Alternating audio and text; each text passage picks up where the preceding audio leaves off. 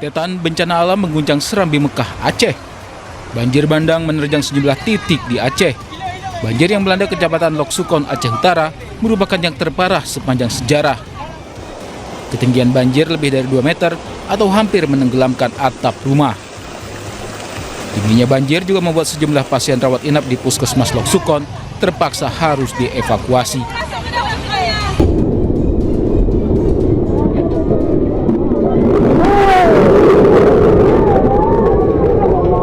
Banjir parah juga melanda sejumlah wilayah di Aceh Timur, Langsa, Aceh Utara, Bener Meriah, Goy Lues, Biren, Pidi Aceh, hingga Aceh Selatan dan Aceh Besar. Derasnya air menyebabkan jembatan utama penghubung Aceh dan Sumatera Utara putus. Jembatan jalan nasional yang berada di Merudu ini ambruk dan memutus akses dari Banda Aceh Medan. Total ada 4 jembatan di Aceh putus akibat banjir bandang. Gubernur Aceh pun langsung menetapkan status tanggap darurat. Dan bahwa penetapan status keadaan tanggap darurat bencana alam tahun 2025. Tak hanya banjir bandang, tanah bergerak hingga longsor juga terjadi di Aceh. Gedung asrama Dayah Najmul Hidayah Al-Aziziyah di Menasah Subung, Biren, Aceh ambruk ke sungai akibat longsor. Tidak ada korban jiwa dalam musibah ini. Tak hanya itu, jalur transportasi hingga komunikasi terputus. Yang pertama, ini karena khusus di Aceh, di Sumatera Utara, ini jalur transportasi, jalur komunikasi ini belum lancar. Sehingga itu dulu yang harus dipastikan bisa kembali normal. Yang pertama adalah jalur-jalur transportasi darat ini masih banyak yang tertutup oleh bencana longsor.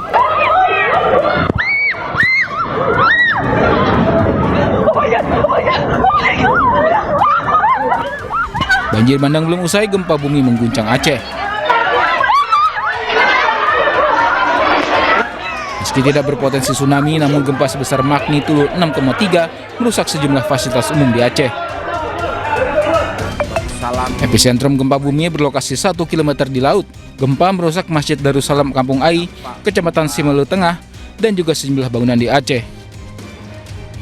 Tim Liputan iNews melaporkan.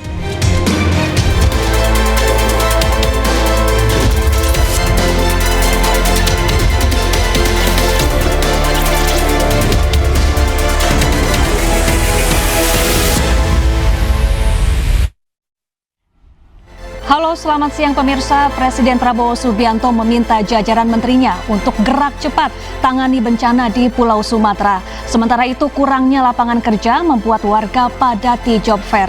Selain informasi tadi, kami juga akan hadirkan beragam informasi menarik dan terkini terkait kebijakan hingga kegiatan para pemimpin bangsa.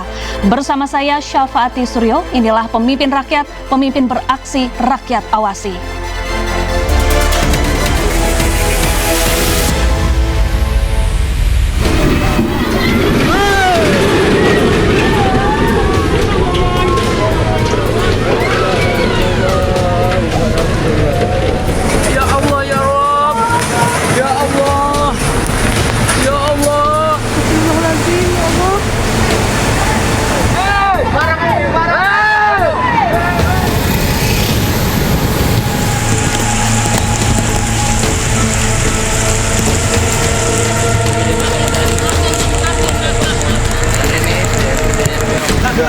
Di situ dulu Pak. Ambil buangan dulu.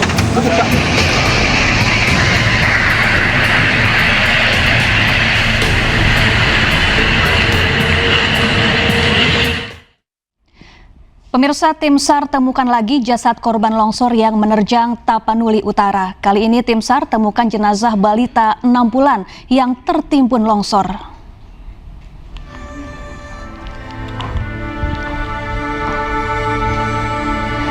5 hari pencarian, tim SAR gabungan temukan jasad balita bernama Axel Hutagalung yang tewas tertimbun longsor.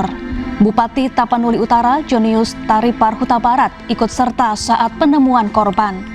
5 hari pencarian, tim SAR gabungan telah menemukan 9 jasad korban longsor. Tim SAR gabungan kini mencari 27 orang yang hilang di Kecamatan Adian Koting dan Kecamatan Parmonangan, Kabupaten Tapanuli Utara. Dari 50 titik longsor, sebagian sudah dilakukan pembersihan sehingga tersisa 17 titik longsor. Namun material longsor masih memutus akses jalan warga.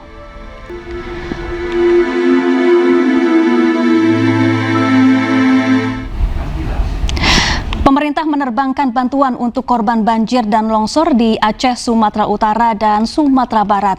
Bantuan berupa makanan, obat-obatan, hingga peralatan evakuasi.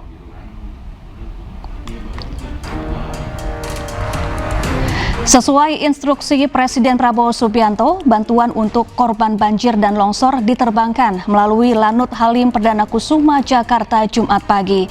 4 pesawat membawa bantuan untuk para korban di Aceh, Sumatera Barat, dan Sumatera Utara.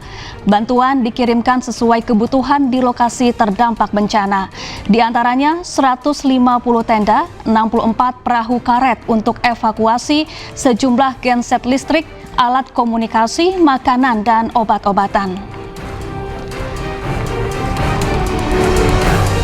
Pagi ini, sekitar pukul 7:30 pagi, telah diberangkatkan atas instruksi langsung Bapak Presiden tadi malam kepada seluruh jajaran terkait untuk memberangkatkan pagi ini 4 pesawat, 3 pesawat Hercules, kemudian 1 pesawat A400 yang awal bulan ini tiba di tanah air untuk terbang ke 3 provinsi yang terdampak bencana.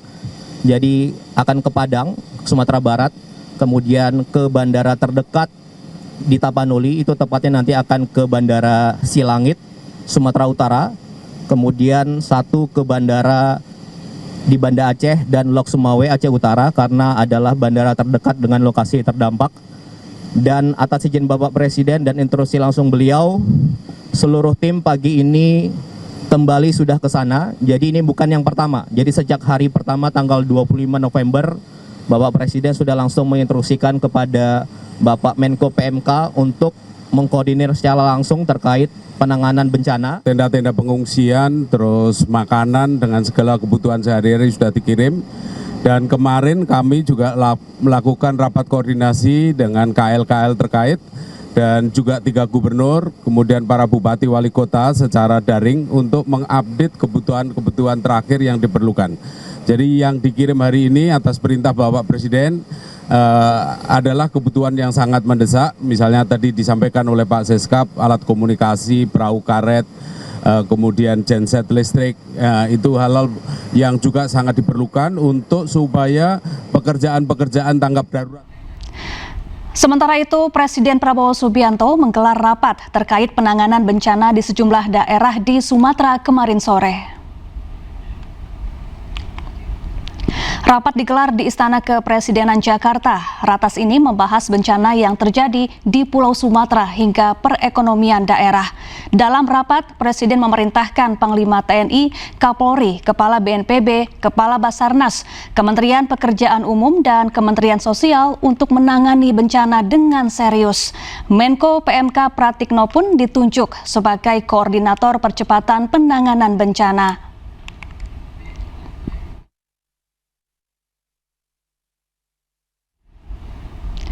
Banjir bandang yang melanda Sumatera Utara tidak hanya menghanyutkan rumah dan material tanah. Arus banjir di sungai juga turut membawa kayu-kayu gelondongan berukuran besar. Kak, nahanin kereta kita, Kak. Tengok lady, Kak.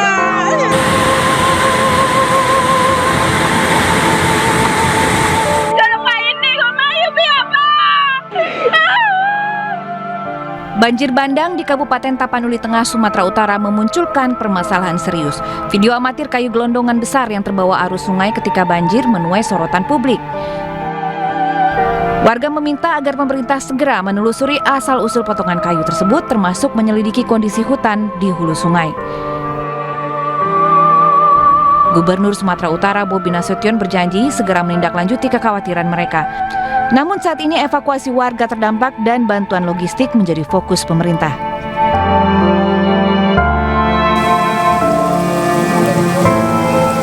Banjir bahkan merendam rumah dinas gubernur termasuk mobil yang terparkir di halaman.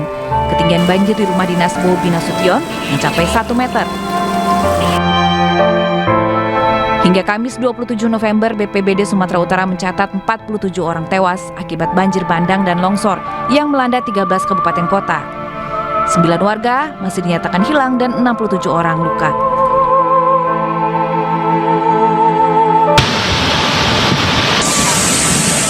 Beberapa wilayah mengalami dampak serius seperti di Tapanuli Selatan, Kubang Hasundutan, dan juga Pakpak Barat. Tim Liputan iNews melaporkan.